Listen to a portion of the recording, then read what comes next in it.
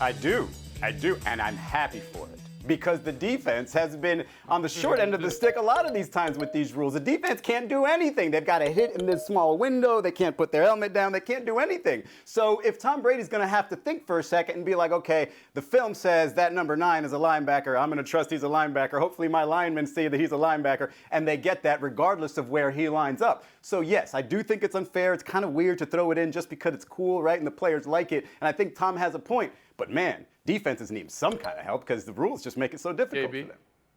Yeah, he's been bent out of shape about this whole number thing on the jerseys for the last year, right? I don't really get the whole thing. I mean, he's going to study film. He's going to remember whose number on what team is where.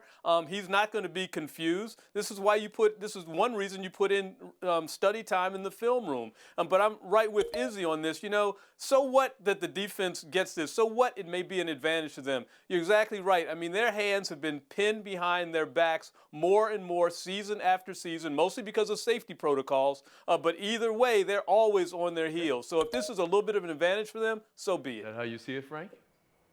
Well, hang on a second, Kevin. 3 players on the Cowboys just now are changing their numbers, so what they wore in the preseason is not going to show up on the film. Here's the thing about the NFL. It's been around so long, it went from 14 games to 16 to 17. It's been around so long that the numbers that everybody wear have never been a problem. So why change now? Why don't we give the number 17 to an offensive tackle or the number 88? Would that be fair? Why change it? Everyone wants to criticize it because it's Tom Brady. He happens to be right. And Mina Kimes. I would like to also stand up for defense. And you know why? Because we've spent more time talking about this goofy numbers change than, for example, the new low block rule, which disadvantages cornerbacks and makes it harder for them to tackle. Nobody cares about that. We're so obsessed with this largely insignificant change. If it disadvantages Brady, who gets a mental edge that other quarterbacks don't, the world's tiniest violin is what I'm playing.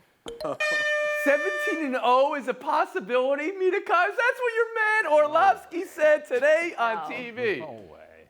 I don't agree with him. I don't think 17-0 is a possibility, especially because they might not even be trying. Thanks for watching ESPN on YouTube. For live streaming sports and premium content, subscribe to ESPN+.